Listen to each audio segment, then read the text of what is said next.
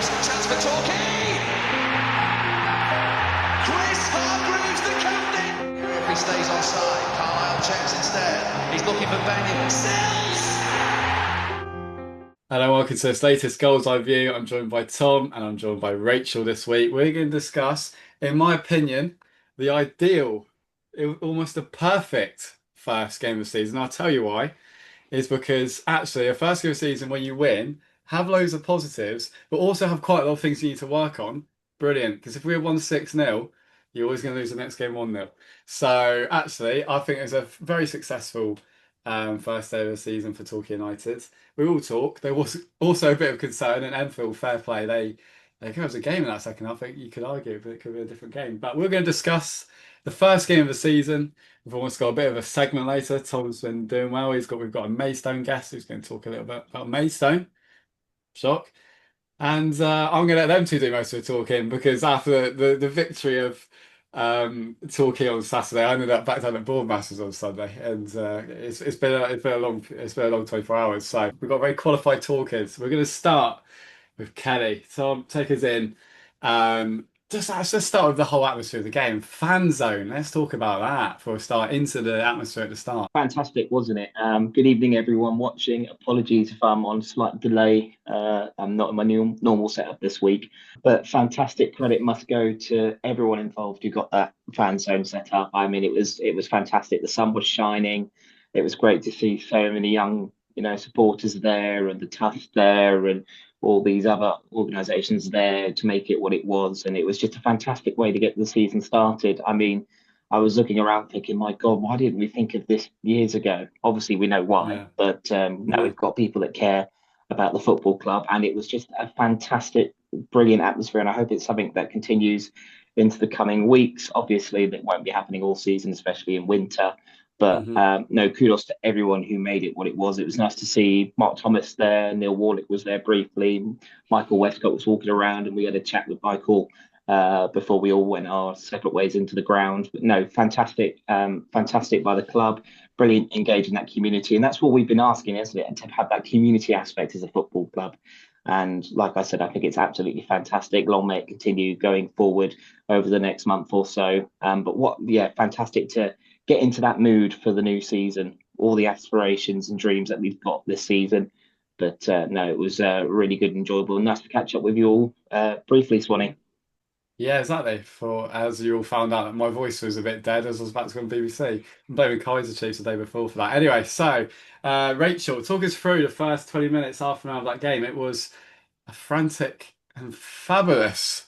There you go, a bit of alliteration there. The first half an hour or so, wasn't it, for Torquay? Yeah, I mean, I approached the ground, walking across the fan zone, like Tom was just chatting about, and I have to say that was awesome. It was so good. Really, really busy. Few familiar faces, loads of kids, and that's the bit that I Yeah. love. I love seeing all the kiddos all wearing the brand. It's costing families a fortune, isn't it? These new kits, all the sort of training kit, the home away. I saw a few of the old the mashup ones from late last season, but yeah, that that was it was epic. It was so good to see all of that. But yeah, got into the ground, great atmosphere. I could hear the Enfield supporters in fine voice before the kickoff, and it was front foot football, wasn't it? It was all attacking, lovely, slick passing, movement, something that from my certainly the type of football I like to see. Ball to feet, ball on the ground, passing it around, and yeah, really, really impressive. But of course, the first goal comes from the age-old Route One. Beautiful. Keeper straight over, Cook nods on. Uh, Louis Dennis with a fine finish in the corner. So yeah, 1-0. Let's Brilliant talk about goal. that man a Great. bit though, Lewis Dennis, Uh, because as easy as he made it look, the amount of Torquay players in the past that would just not finish that, we've just hit it that'd at have the been side keeper. netting, wouldn't it? Yeah. Yeah, like that Yeah. just shows the difference. I mean, Yeah. my dad was actually saying similar that he's a sort of player. We've got quite a few of these players. You just go, I'm just really looking forward to turn up and watching him play football. We haven't had many of them for the last like 5 years. To be fair, he's just a joy to watch the way he can just be athletic, but he's tall and strong, and he's just got so much technical ability. He's such a complete player. It's ridiculous how Yeah. we have him at this level. Yeah. And it just shows the strength of the project that Talking United now is. And it's funny because it just come from multi-ball gate, where already the multi-ball rule had been broken within 10 minutes of the season. We thought maybe they'd get through 6 games, but they didn't even understand it from then. And it's just a brilliant kick. Let's talk about James Hammond as well, actually. He made some really big saves, but also his distribution was like even better. Like the way he was like short passing at the right time, and that one was just a long kick. And Enfield were no mugs either, as they showed for the whole 90. They are good. I'll be shocked if they play like that. I know sometimes you can play with freedom in these sort of games, first game of the season, all that. But I'll be shocked if they're near the bottom this year because they've got so many good ideas of attacking and they were strong. But I just feel that we were horrible to play against because we attacked in so many different ways in that first half an hour. We attacked with a long ball from the first goal, and then we played at like 2 or 3 nil the most lovely short passing for 5 or 10 minutes. And then we also played quick counter attacking like that second goal. Kelly, talk about that second goal. Jordan Young, what's a Wow. player? Just wow. I mean, let Jordan Young cut you up like that at your peril. That's just a top quality goal. You get 1-0 up, and because Enfield actually started quite strong. I thought first 5 minutes they really gave us something to think about. And like you said, Swanee, it's sometimes it's dangerous to play a team like Enfield first. You think because you don't know what they're going to be like. For all we know, Enfield might be playoff contenders this season. That's the beauty of the start of the season. Yeah. You don't know what's going to happen. But no, to get that early goal and then to cement that with a fantastic strike. I mean, it was in the moment it left his foot, and it was just fantastic goal.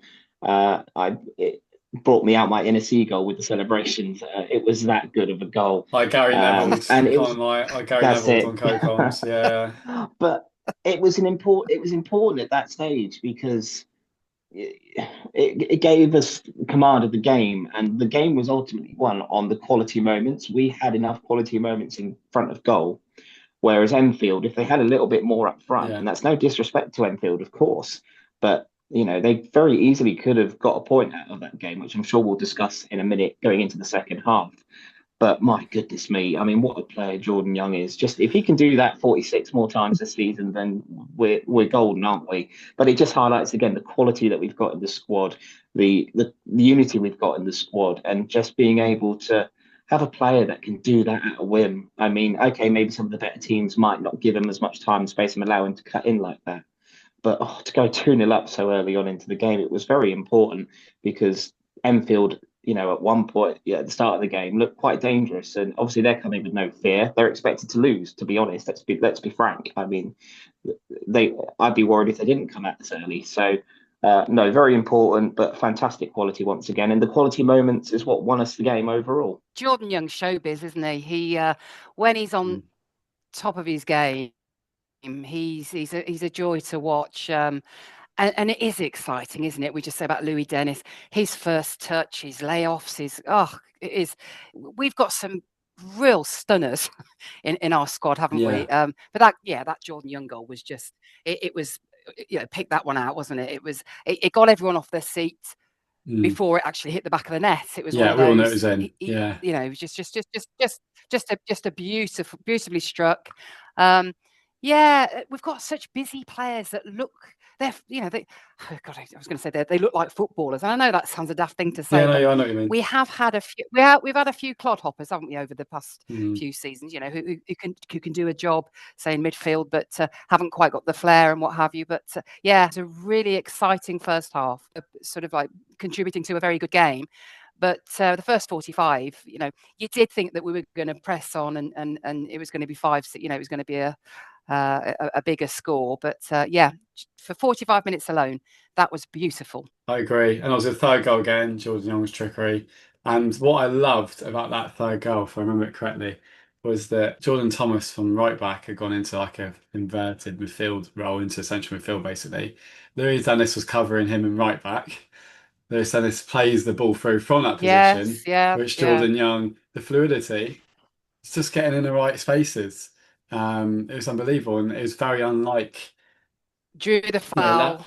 Yeah, last season, exactly, he knew what he was doing, but like, was well dispatched. It was really for Cody Cook after missing that first chance to get his first goal of the season as well. Such an important player for us. Oh, And unlike last season, we actually went into the that half time. So like the Newport friendly, the whole game was just like the Newport friendly, really. But like 3-0 up.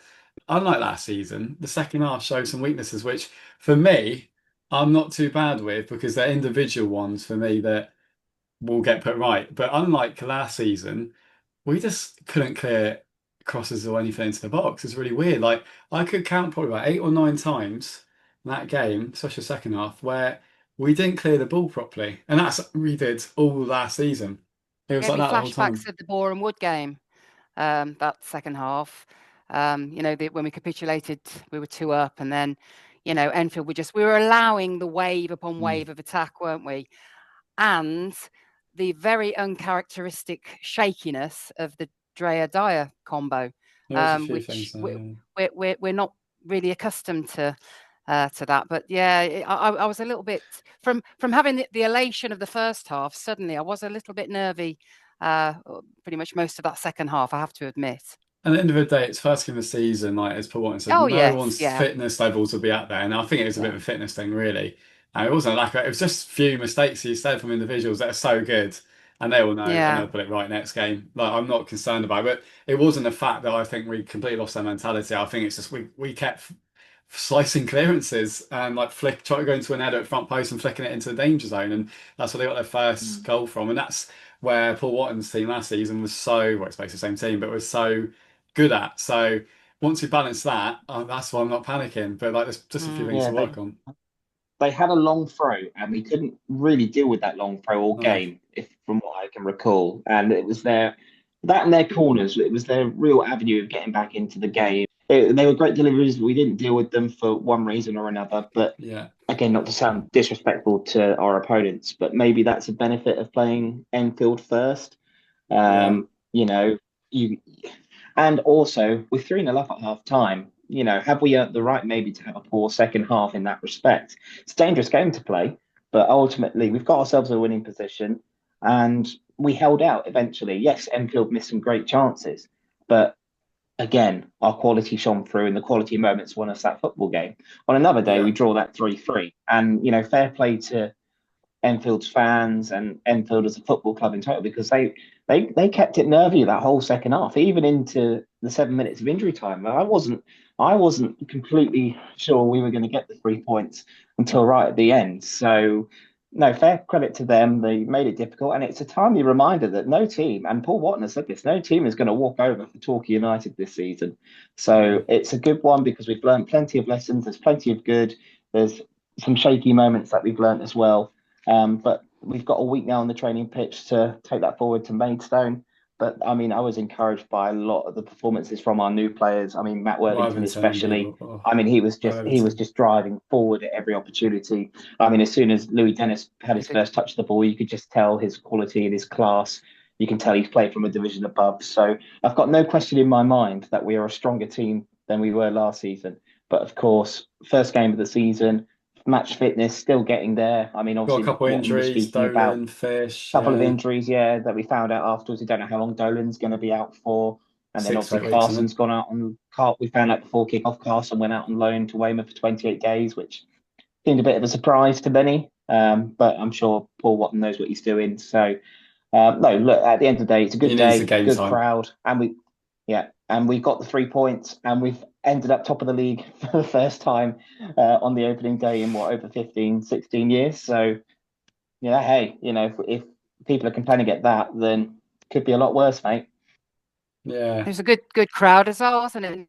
Nearly 4,000.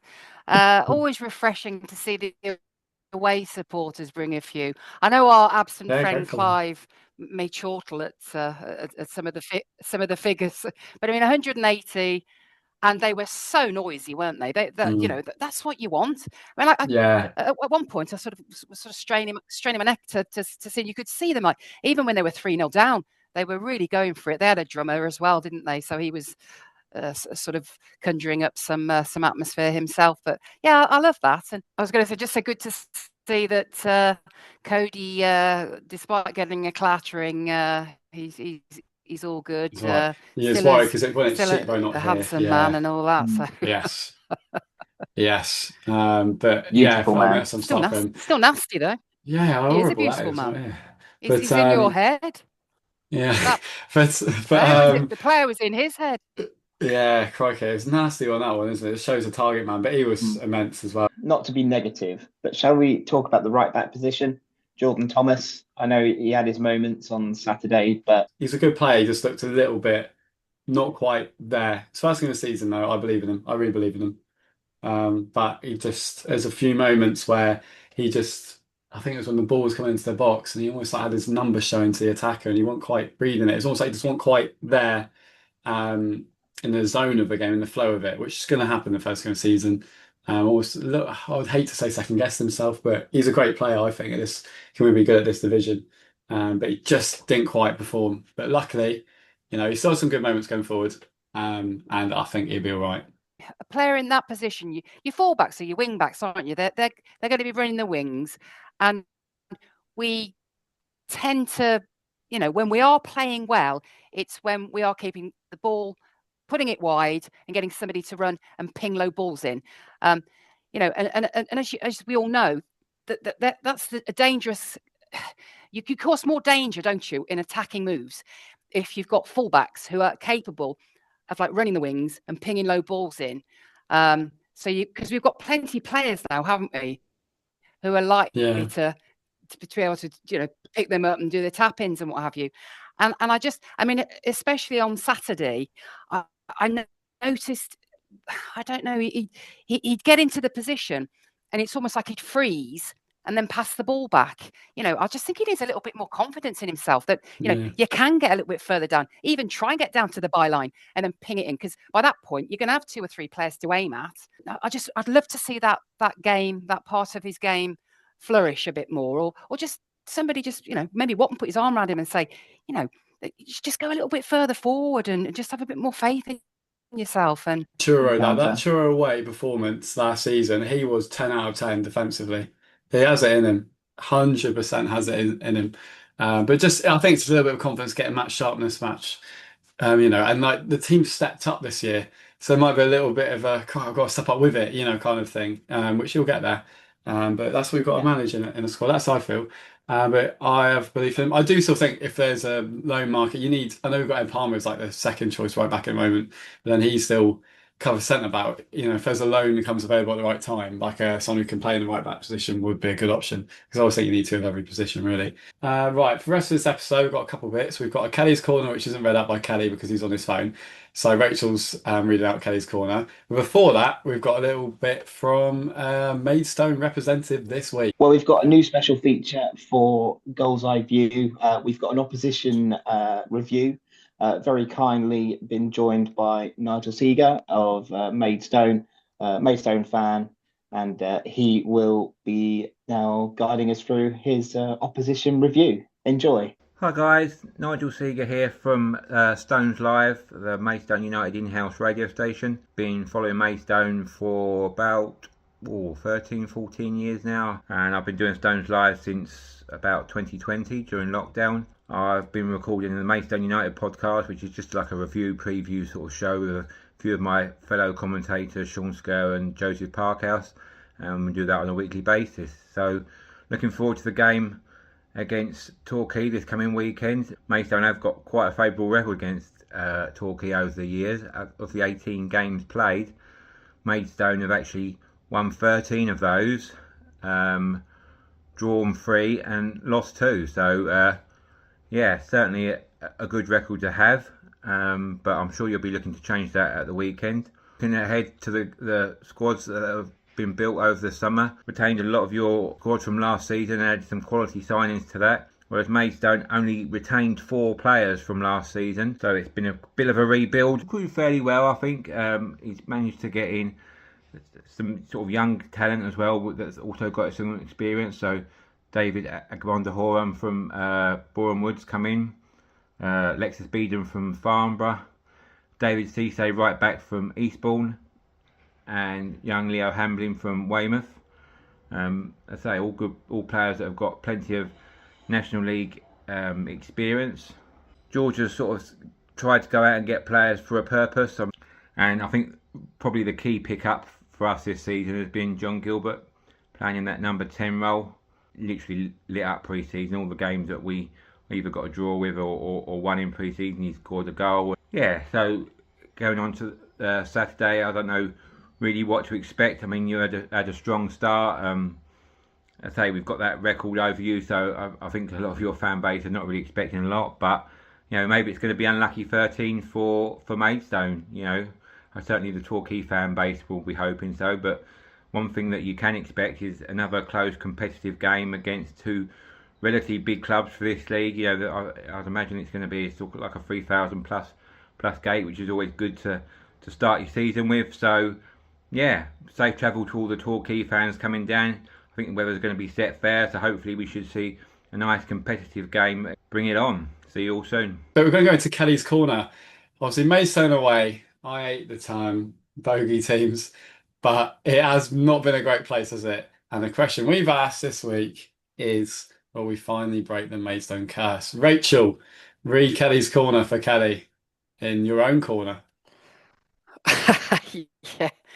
Right. Well, not a great sort of feedback from Facebook, but there was quite a few on Twitter. Corey Jeffrey says Maidstone are going to be a harder opposition than Enfield, no disrespect, but with Maidstone's team looking a bit weaker than last year, I feel like we could scrape away with a 1-goal advantage away from playing more in either a 1-0 or a 2-1 win this Saturday. Ollie says, if we win at Maidstone, we win the lot. There's confidence. All jokes aside, I'd take a point at Maidstone if it meant that we got no injuries on that plastic pitch.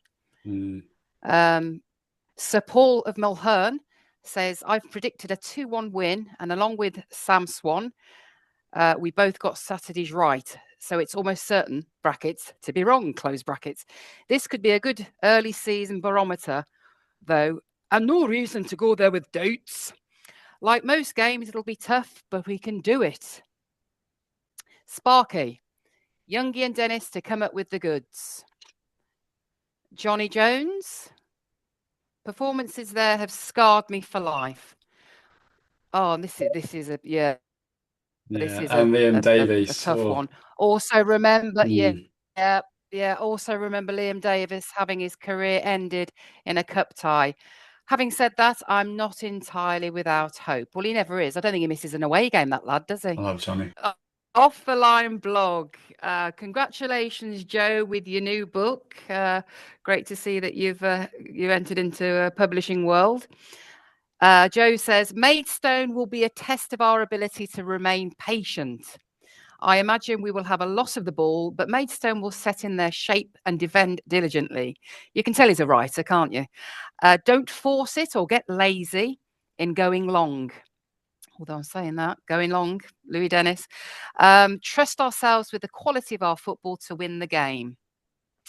And Alan Wills, gosh, we're going to have a fair bit of time to read this one out. Alan Wills says, yes. Robert Yusuf has said, we'll need to defend a lot better than we did in the second half v Enfield. We gave them so many chances that I feel if Maidstone get as many, we are in for the same old result at theirs. Fingers crossed we can break the hoodoo. I think that's it. That's all people. For. Sorry, I saw Prodigy yesterday. I was locked in. Right. Bit of Prodigy. Yeah, sorry, I'm still there. We can't finish without predictions, though, Swanee. We can not. That's true.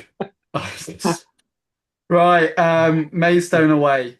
We're doing it. We are so doing it. 3-1 Torquay. Let's go. Come on, Kelly. Wow.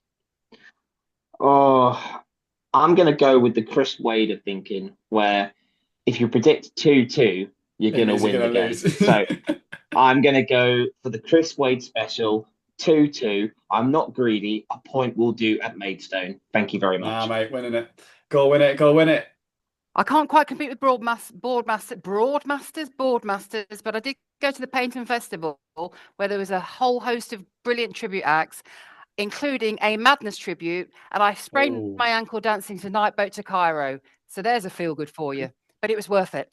So I'm going to be really confident here. I'm going to go 3-0 Torquay. Your ankle I'm gets just well soon as well. Oh maybe because my I've had a long goodness. day. And This is Oh what my happens when you have the goodness. weekend on the buzz of life. You see, so yeah, no, I had a One great buzz? weekend. Well, as a that's teetotal, I'm a Lots of teetotal great man, music. and I just need Torquay United and music, and it's fine. And we're back. well, that's why you're joint top of our prediction league that we're doing this year, Yes. Swanee. You got it right off the Yes. bat. Well done, you. Yes, that's the only one I'm getting right all year. I literally was in the relegation zone in the That's Torquay Talk League last year. Sam Swan's elixir. Good music and Torquay United with a bit of Yes.